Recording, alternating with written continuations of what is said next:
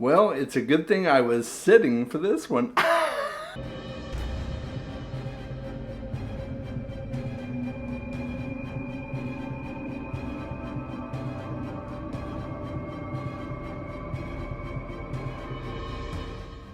Hey Book Dragons, I'm glad you're here.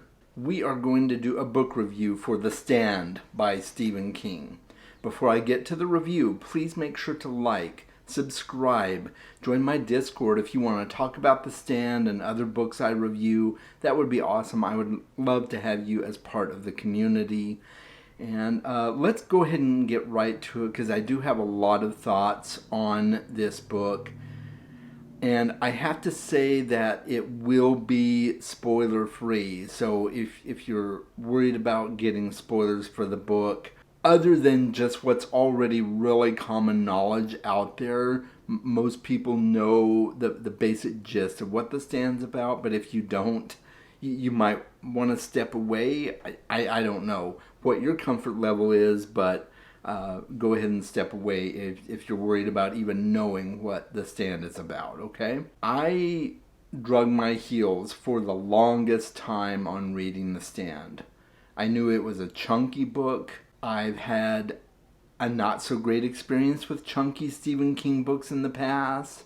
But then I've had some other books by Stephen King that I've just absolutely loved, so I wanted to give it a chance. I read the Dark Tower series, and it wasn't too long ago that I finished that series, and I knew that The Stand tied into the Dark Tower, so I was determined at the very least to give it a really healthy shot, try and get through the book, see some of the tie-ins and things like that. So I may speak just briefly about that, but in a non-spoiler way. At least in my opinion, it'll be non-spoiler. So my relationship with Stephen King has been hit or miss.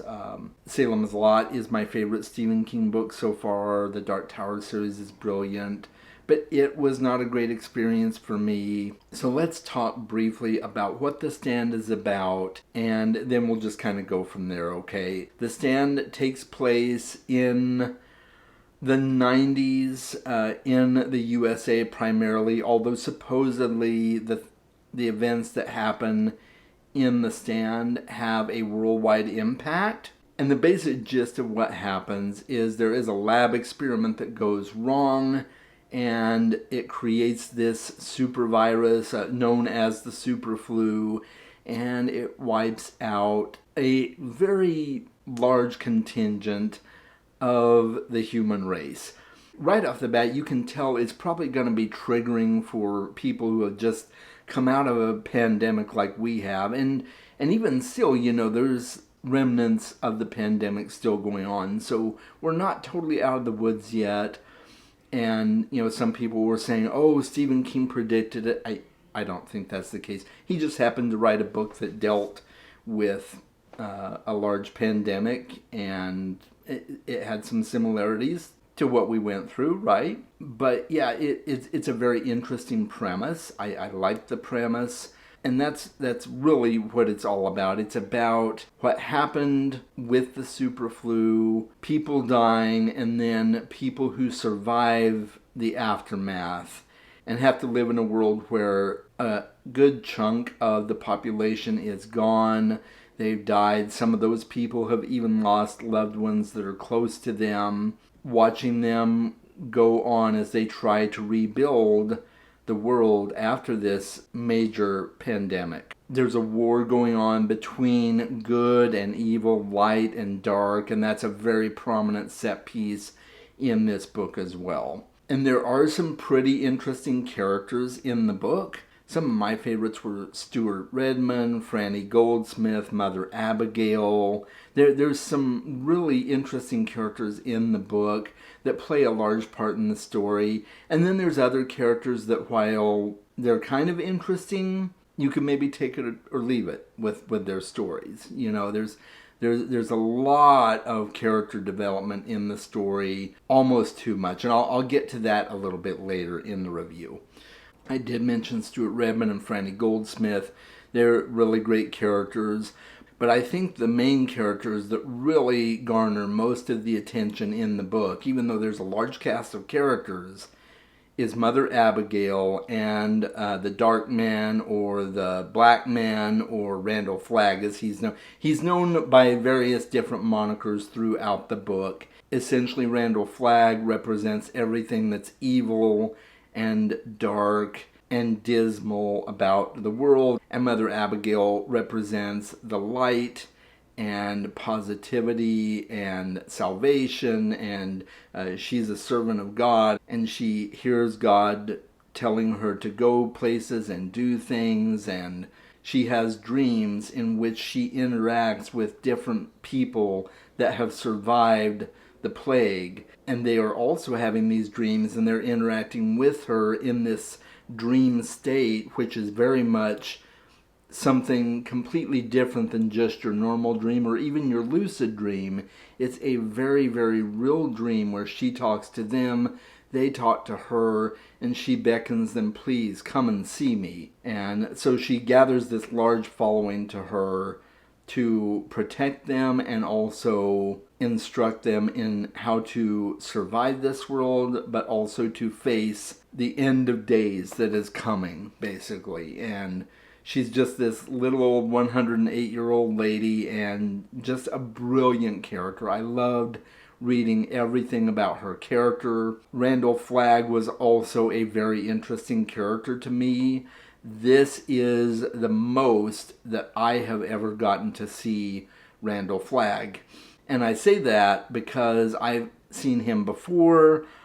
I won't go into any spoilers, but he's not just in The Stand. We'll put it that way. But I think The Stand takes place earlier in the existence of Randall Flagg, or maybe one of his many existences, because of what happens in other books I've read with him. So, yeah, he is a somewhat recurring character for Stephen King, and he represents all that is evil at its deepest and darkest recesses. It's just he's this really commanding figure, this menacing figure, and you get the sense that the people that follow him in this book have gotten stuck in a bad situation. Some of them want to get out of it and some don't, and they're caught up in following this demonic figure that they can't figure out how to remove themselves from.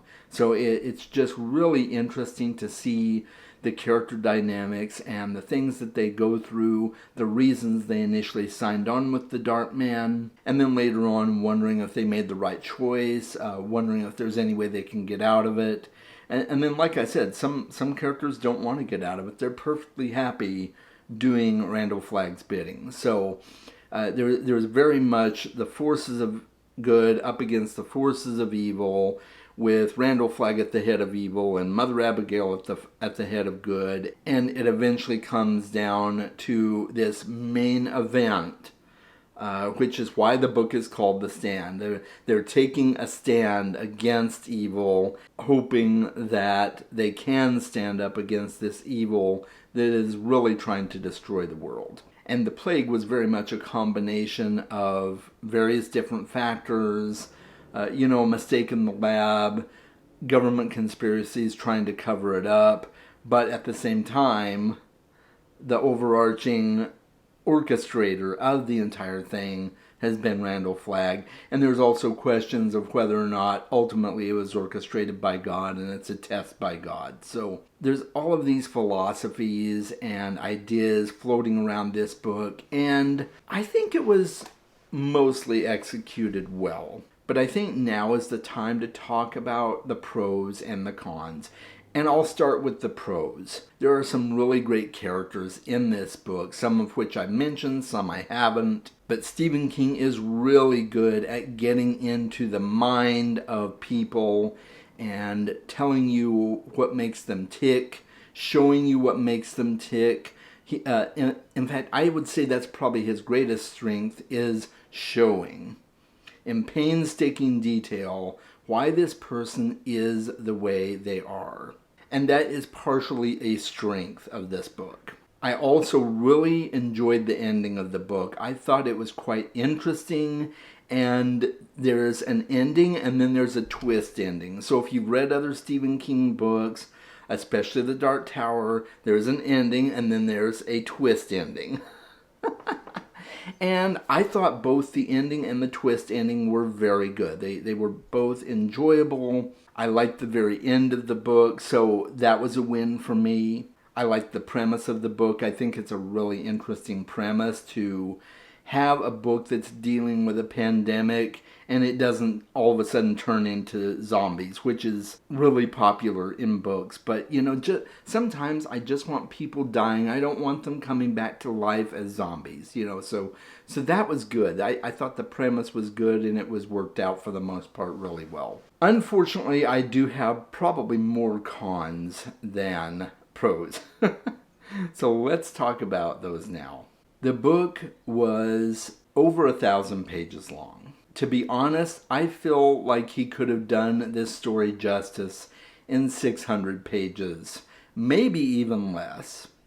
But we'll give it 600 pages. It was just so monotonous at times. It really was. It just dragged on and on and on. And some of it was telling this enormous backstory of characters that I just didn't really care about. I'm like, okay, give me a couple paragraphs. Hell, give me a chapter on this character.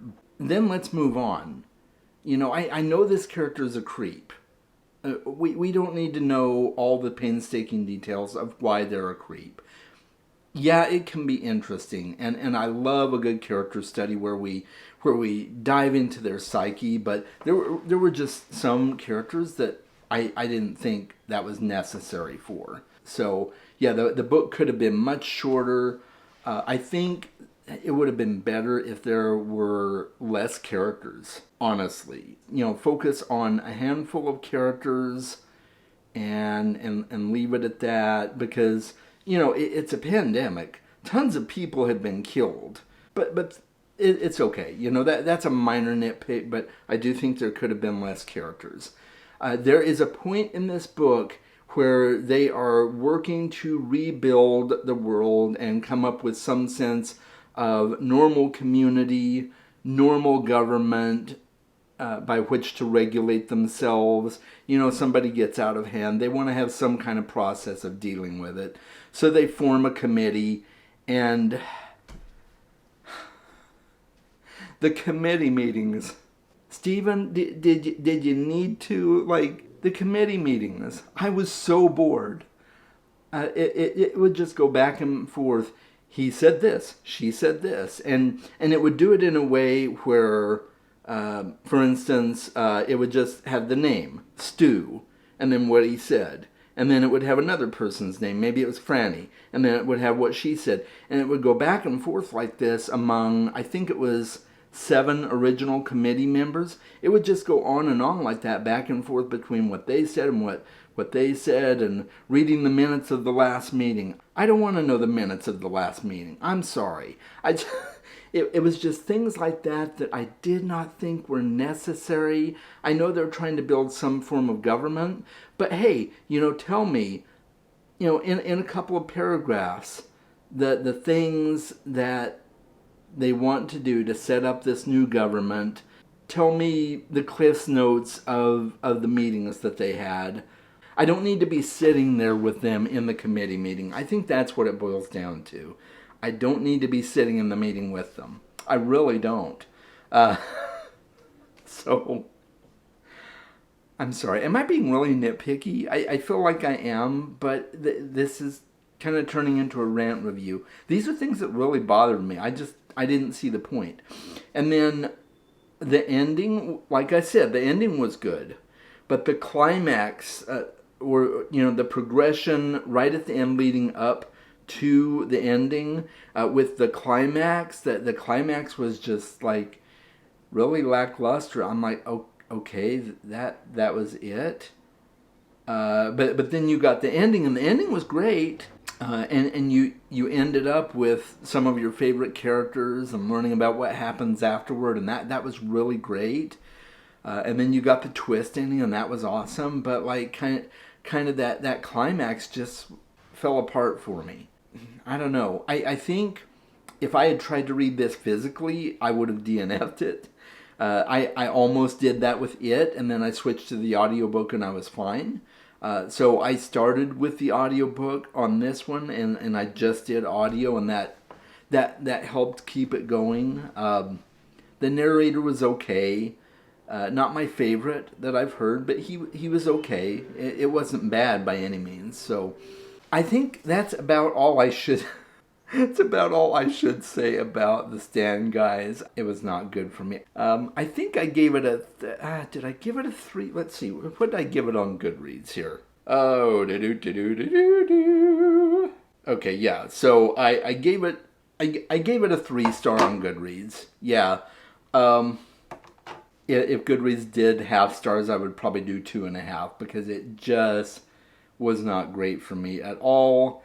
If I'm going by my rankings, I would give this a snore. There were some things that were shiny about it, but overall it's a snore for me. And when you bore a dragon, that's not good, right? I know a lot of people love the book, and I appreciate that. I respect that. There's books out there that I don't like that are great for other people.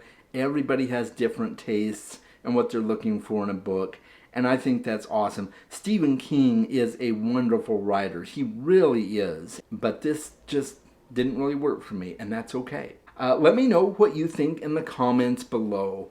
Have you read this book? Is it one of your favorites? Did I just really hurt your feelings by taking a crap on this book? I'm sorry if I did, but... Or maybe you feel the same way as I do. Let me know in the comments below. And until next time, guys, make sure you are reading more books, and I will talk to you soon.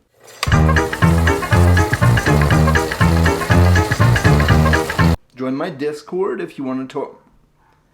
Join my Discord if you want to talk. Yeah.